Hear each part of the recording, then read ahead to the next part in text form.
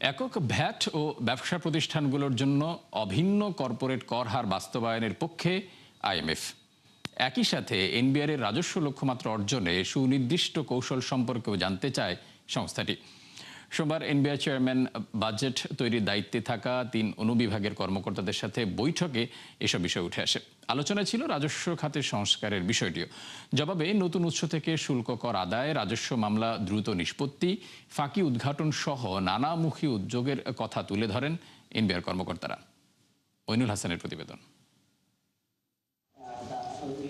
আওয়ামী আমলে আইএমএফের সাথে করা $470 কোটি ঋণ চুক্তি বাতিল হয়ে যায় মাঝপথে, যার অন্যতম কারণ ছিল সংস্থার দেয়া শর্ত পালন করতে না পারা। পরে বিএনপি সরকারের আমলে শুরু হয় নতুন ঋণের আলোচনা, যে জন্য গত 9 জুন আইএমএফকে চিঠি দেয় অর্থ মন্ত্রণালয়। সে বিষয়ে পর্যালোচনা করতেই সংস্থার প্রতিনিধিরা বৈঠক করছেন বিভিন্ন মন্ত্রণালয় ও সংস্থার সাথে। সোমবার দুপুরে এনবিআর চেয়ারম্যান ও 3 বিভাগের সাথে আলোচনার সূত্র জানায়, কোম্পানিগুলোর মধ্যে অভিন্ন কর্পোরেট কর হার চায় আইএমএফ। এছাড়া জানতে চাওয়া হয় নতুন অর্থ বছরের রাজস্ব লক্ষ্য আদায়ের কৌশল সম্পর্কে। একই সাথে আরও কর অব্যাহতি দেয়া হবে কিনা ছিল সেই প্রশ্ন। এছাড়া কর ছাড়ের ফলে কি পরিমাণ রাজস্ব হারাবে এনবিআর, সেটিও জানতে চাওয়া হয় এনবিআর কর্মকর্তাদের কাছে। জিজ্ঞাসা ছিল দীর্ঘমেয়াদে রাজস্ব কৌশল নিয়েও। জবাবে কৌশলের কথা তুলে ধরেন এনবিআর কর্মকর্তারা, যার প্রেক্ষিতে খাতভিত্তিক ব্যাখ্যা তুলে ধরে বাড়তি প্রায় 1 লাখ কোটি টাকা আদায়ের পরিকল্পনা তুলে ধরেন এনবিআর কর্মকর্তারা। এর আগে অর্থমন্ত্রীর সাথেও বৈঠক করেন আইএমএফ প্রতিনিধিরা। সেখানেও বিভিন্ন সংস্কার, রাজস্ব ব্যয় ও দেশি বিদেশি ঋণ সম্পর্কে আলোচনা হয় দুই পক্ষের মধ্যে। সভা শেষে অর্থমন্ত্রী জানান, সংস্কার প্রক্রিয়া চলমান, যা বাস্তবায়ন করা হবে ধাপে ধাপে। এই পর্যন্ত যে অগ্রগতি হচ্ছে বাংলাদেশের অর্থনীতি, তারা এটাতে সন্তুষ্ট। সেটা আর্থিক খাতে যে সমস্যাগুলো আছে, শেয়ার বাজার, ক্যাপিটাল মার্কেটে যে বিষয়গুলো আছে, এবং এমনকি ট্যাক্স জিডিপিতে যে আমরা 4,10,000 পার হয়ে গেছে, এটা প্রথমবারের মতো এত বড় গ্রোথ হয়নি, মাত্র আমাদের 4 মাসের গভর্নমেন্টের এটা চেষ্টার ফলে। তো সুতরাং স্বাভাবিকভাবে এটাকে আরো উন্নত করতে হবে, আমাদের ট্যাক্স জিডিপি আরো বাড়াতে হবে। অর্থমন্ত্রী বলেন, জনগণের প্রতি দায়বদ্ধতা থেকেই নতুন চুক্তিতে যাবে সরকার, যেখানে অক্ষুণ্ণ রাখা হবে দেশের বৃহত্তর স্বার্থ। প্রোগ্রামের যে নীতিমালা কি হবে, প্রিন্সিপাল কি হবে, এটা এখন এই আলোচনা চলছে। এখানে তারা একমত হয়েছে যে সিকোয়েন্সিং করতে হবে, যে কি যেহেতু যখন যেটা প্রয়োজন আমরা বাংলাদেশের অর্থনীতির প্রেক্ষাপটে, বাংলাদেশের জনগণের প্রেক্ষাপটে, দেশের প্রেক্ষাপটে কোনটা কখন করব, এটা আমরা একটা সিকোয়েন্সিং ওইভাবে যাবে। অবশ্য এনবিআর এর সাথে এদিনের বৈঠকে আলোচনা হয়নি এনবিআর এর নীতি ও বাস্তবায়ন আলাদা করার বিষয়ে। মইনুল হাসান, ৭১, ঢাকা। নতুন কমিশন দায়িত্ব নেয়ার পর প্রায় 400 পয়েন্ট বেড়েছে ডিএসইর সূচক। জুনে 44% বেড়ে গড় লেনদেনও ছাড়িয়েছে 1200 কোটি টাকা। সম্প্রতি জানিয়ে সংসদেও কথা বলেন অর্থমন্ত্রী। কিন্তু বাস্তবতা হলো, এই উত্থানের পেছনে বড় অবদান দুর্বল বা জেড ক্যাটাগরির শেয়ারের, যাকে ইতিবাচক হিসেবে দেখছেন না বিশ্লেষকরা। তাদের মতে দুর্বল শেয়ারে ভর করে বাজারে ইতিবাচক হওয়ার স্বাভাবিক প্রবণতা নয়, বরং এর পেছনে থাকতে পারে কারসাজির ঘটনাও। মিসবাহ হাসানের রিপোর্ট। শেয়ার বাজার লুটপাটের সাথে জড়িত কিছু ব্যক্তি ও প্রতিষ্ঠানের বিরুদ্ধে শাস্তিমূলক ব্যবস্থা গৃহীত হয়েছে। এছাড়াও লুটপাটের সাথে জড়িত তথা কারসাজি, অনিয়ম, দুর্নীতিকারী ব্যক্তি ও প্রতিষ্ঠানের বিরুদ্ধে Bangladesh securities and exchange commission কর্তৃক শাস্তিমূলক ব্যবস্থা হিসেবে ১,৪৯৭ কোটি টাকা অর্থদণ্ড আরোপ করা হয়েছে। রোববার পুঁজিবাজার নিয়ে এমন ইতিবাচক বার্তা দেন স্বয়ং অর্থমন্ত্রী। তার মতে রাজনৈতিক হস্তক্ষেপের বাইরে রাখার কারণেই আস্থা বাড়ছে পুঁজিবাজারে। চেয়ারম্যান সহ অন্যদের বিরুদ্ধে তার এই দাবির সত্যতা হয়তো পরিসংখ্যান দিয়ে বোঝানো সম্ভব। কেননা ডিএসইর হিসেবে 4 জুন থেকে 13 জুলাই পর্যন্ত সূচক বেড়েছে 391 পয়েন্ট। বর্তমান যা উঠে গেছে 5,900-র কাছাকাছি। এছাড়া জুনে গড়ে লেনদেন ছাড়িয়েছে 1200 কোটি টাকা।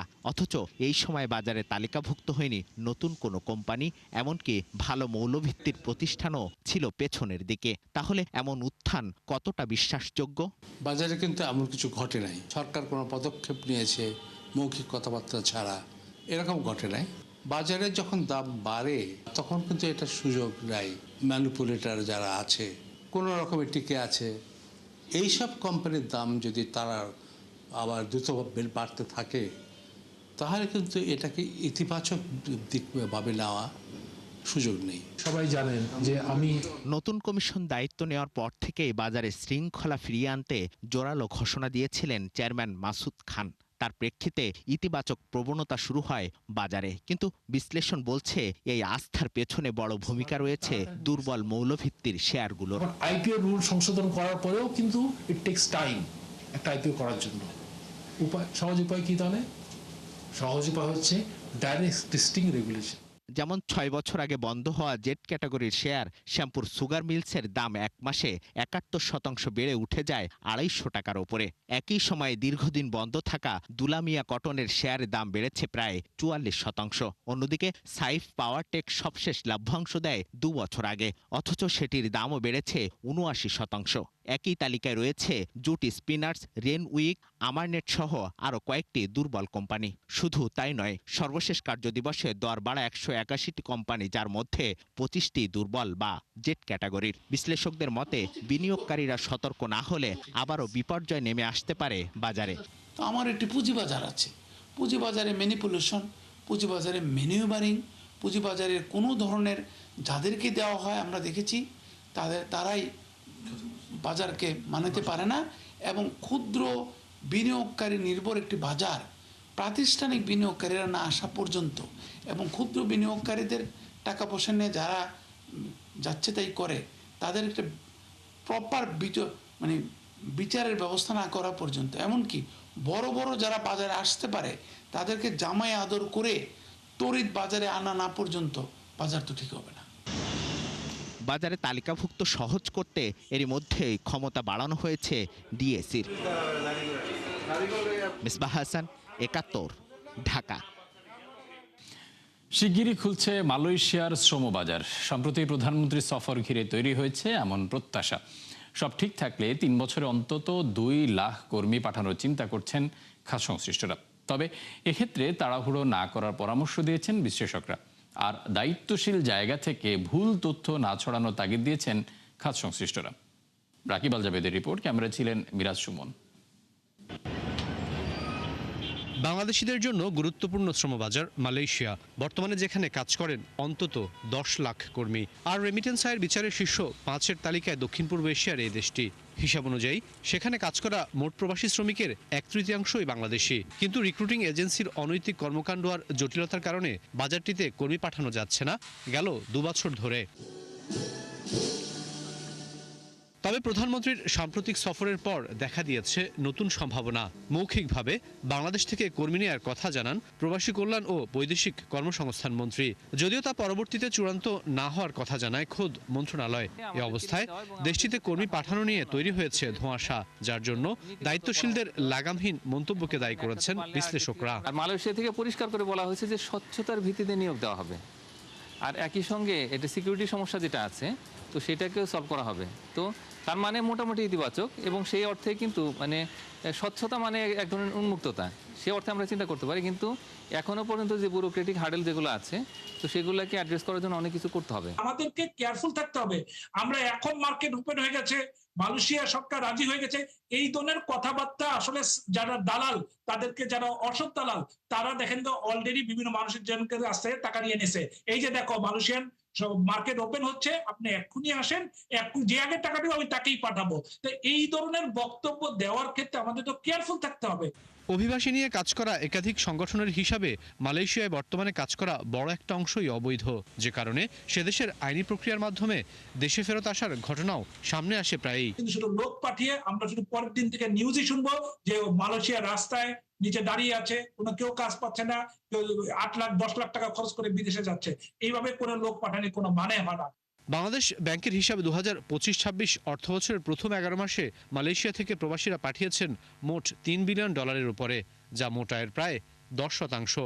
আর সবশেষ মে মাসে আসে চতুর্থ সর্বোচ্চ $৩০০ মিলিয়ন মতো। ফলে রেমিটেন্সের অন্যতম এই উৎসে নতুন করে কর্মী পাঠানো গেলে তা ইতিবাচক প্রভাব ফেলবে বলে অভিমত খাত সংশ্লিষ্টদের। মুহূর্তে মালয়েশিয়া বাজারটা আমাদের জন্য অত্যন্ত গুরুত্বপূর্ণ। আমাদের এই অভিবাসন খাতে একটা মাত্র মার্কেট খোলা, সেটা হচ্ছে সৌদি আরব। এমতর পরিস্থিতিতে আমাদের মার্কেট ওপেন করা একদম জরুরি হয়ে গেছে। আমাদের কোনো উইন্ডো খোলা নাই, কোনো দরজা খোলা নাই। আশা করি আমাদের প্রধানমন্ত্রী সফরের পরে মালয়েশিয়ান এই সেক্টরটা আমাদের জন্য খুলবে এবং আমরা আমাদের এই দেশের মানুষ, আমাদের এই দেশের কর্মী যারা দুইটা দেশে যেতে খুব ওরা পছন্দ করে। আসলে আমাদের খুবই পজিটিভ টোনে নিতে হবে এটাকে, এবং এখনই খুব দ্রুত কাজ করতে হবে। সময় যত যাবে ততই কিন্তু নানা রকমের যে স্বার্থান্বেষী গোষ্ঠী তারা যুক্ত হবে এটার মধ্যে। সুতরাং এখনই সময় যে স্পিরিটটা থাকতেই আমাদের এই পুরো প্রসেসটাকে আরও ওপেন করে দিতে হবে। বিশ্লেষক ও খাত সংশ্লিষ্টরা মনে করেন সব ঠিক থাকলে আগামী 3 বছরে দেশটিতে অন্তত 2 লাখ কর্মী পাঠানো সম্ভব। রাকিব আল জাবেদ, ৭১, ঢাকা। দেশের বাজারে আবারও কমল স্বর্ণের দাম। ২,২১৬ টাকা কমিয়ে 22 ক্যারেটের প্রতি ভরি স্বর্ণের নতুন দাম নির্ধারণ করা হয়েছে 2,21,966 টাকা। আর এই তথ্য জানিয়েছে বাংলাদেশ জুয়েলার্স সমিতি বাজুস। বলা হয়, আন্তর্জাতিক বাজারে তেজাবি স্বর্ণের দাম কমায় নতুন এই সমন্বয় করা হয়েছে। এর 3 দিন আগে ভরিতে 2,216 টাকা দাম বাড়িয়েছিল সংস্থাটি। নতুন সমন্বয় অনুযায়ী 21 ক্যারেটের প্রতি ভরি স্বর্ণ কিনতে ক্রেতাদের গুনতে হচ্ছে 2,11,993 টাকা এবং 18 ক্যারেটের প্রতি ভরি স্বর্ণের নতুন দাম 1,82,075 টাকা। এছাড়া সনাতন পদ্ধতির প্রতি ভরি স্বর্ণের দাম 1,48,774 টাকা এবং প্রতি ভরি রূপার দাম 2,885 টাকা নির্ধারণ করা হয়েছে। নতুন এই দাম কার্যকর আজ সকাল 10টা থেকেই হয়েছে। পদ্মা সেতু চালুর পর থেকেই যাত্রী সংকটে যশোর বিমানবন্দর। অর্ধেকের নিচে যাত্রী নেমে আসায় প্রতিদিন 18টি ফ্লাইটের বদলে এখন সপ্তাহে চলছে মাত্র 9টি ফ্লাইট। এরই মধ্যে লোকসান হওয়ায় এই রুটের সব ফ্লাইট বন্ধের ঘোষণা দিয়েছে ইউএস বাংলা এয়ারলাইন্স। এস.এম. ফরহাদের তথ্য, রাব্বি আলামিনের তোলা ছবিতে প্রতিবেদন। পদ্মা সেতুর সুবাদে দক্ষিণাঞ্চলের সড়ক যোগাযোগে বিপ্লব ঘটলেও চরম বিপর্যয়ের মুখে পড়েছে দেশের অন্যতম প্রাচীন যশোর বিমানবন্দর। আগে প্রতিদিন 18টি ফ্লাইট চললেও এখন সপ্তাহে চলছে মাত্র 9টি ফ্লাইট।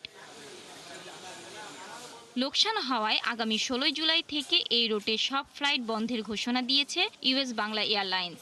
এমন সিদ্ধান্তে বিমানবন্দর কেন্দ্রিক গড়ে ওঠা ভাড়ায় চালিত গাড়ির চালক এবং আশপাশের ছোট বড় ব্যবসায়ীরা এখন কর্মহীন হওয়ার শঙ্কায় আছেন।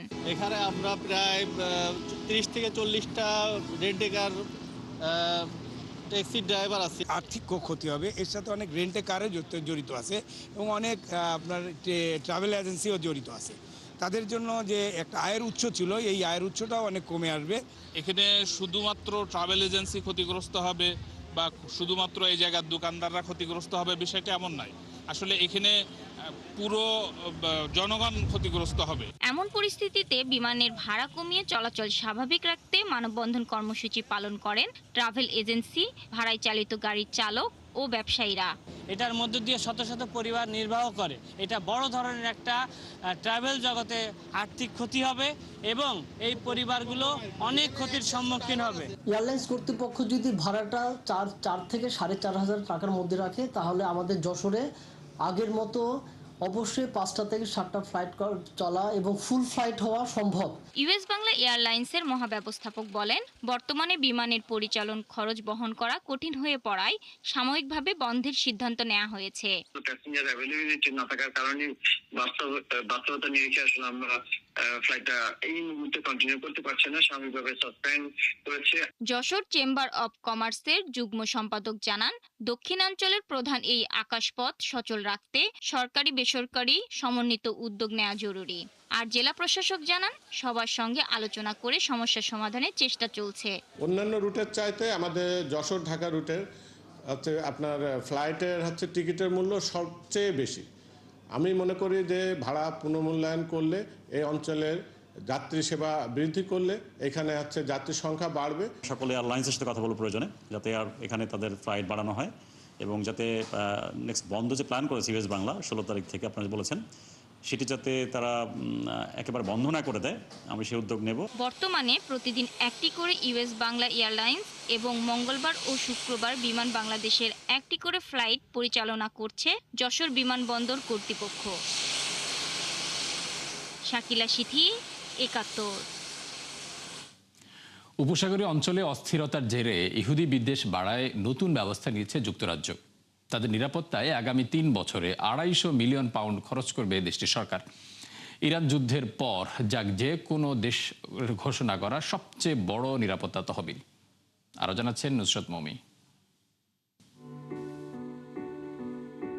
দেশজুড়ে ধারাবাহিক হামলায় ইহুদি সম্প্রদায়ের নিরাপত্তায় 250 মিলিয়ন পাউন্ড খরচের সিদ্ধান্ত নিয়েছে যুক্তরাজ্য সরকার, মার্কিন ডলারে প্রায় 350 মিলিয়ন, যা ইরান যুদ্ধের পর ইহুদিদের সুরক্ষায় কোনো দেশের সবচেয়ে বড় তহবিল।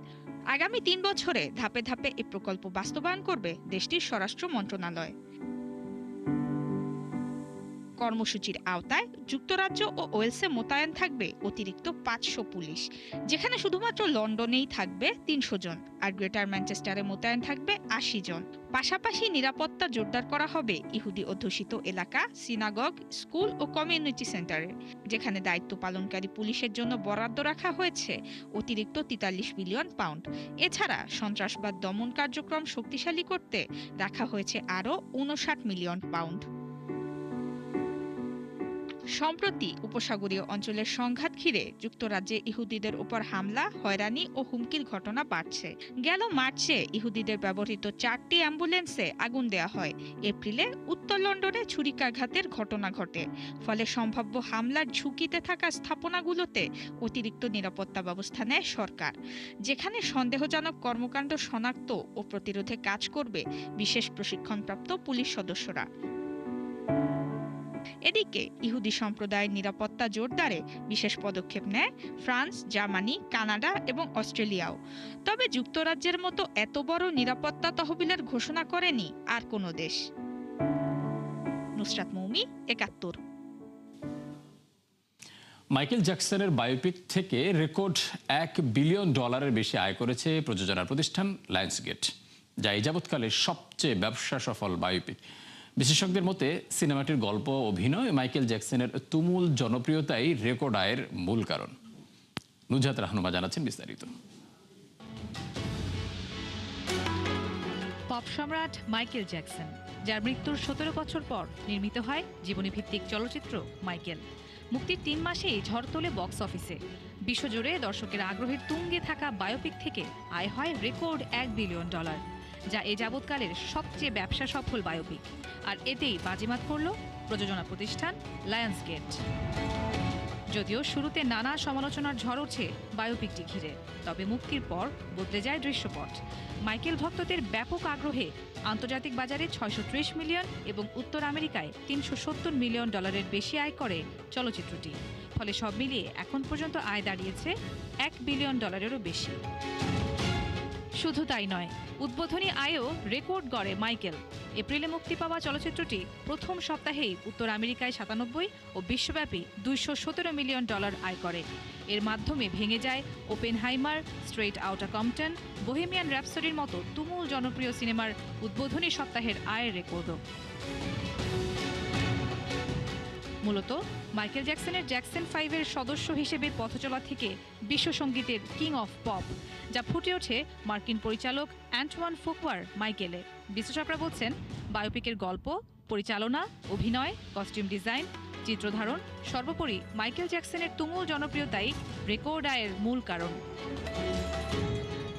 উল্লেখ্য, ছবিটির বাজেট ছিল প্রায় $200 মিলিয়ন, অথচ মুক্তির 3 মাসের মাথায় 5 গুণ লাভের মুখ দেখে প্রযোজনা প্রতিষ্ঠান, যা লায়ন্সগেটের ইতিহাসের সর্বোচ্চ বাণিজ্যিক সাফল্য। নুজহাত রাহনুমা, ৭১। দর্শক, ৭১ বিজনেসে এই ছিল এখনকার মতো। সরাসরি সংবাদ অনুষ্ঠান দেখতে চোখ রাখুন ৭১-এর ফেসবুক পেজ এবং সাবস্ক্রাইব করুন ৭১-এর ইউটিউব চ্যানেল। থাকুন ৭১-এর সাথেই।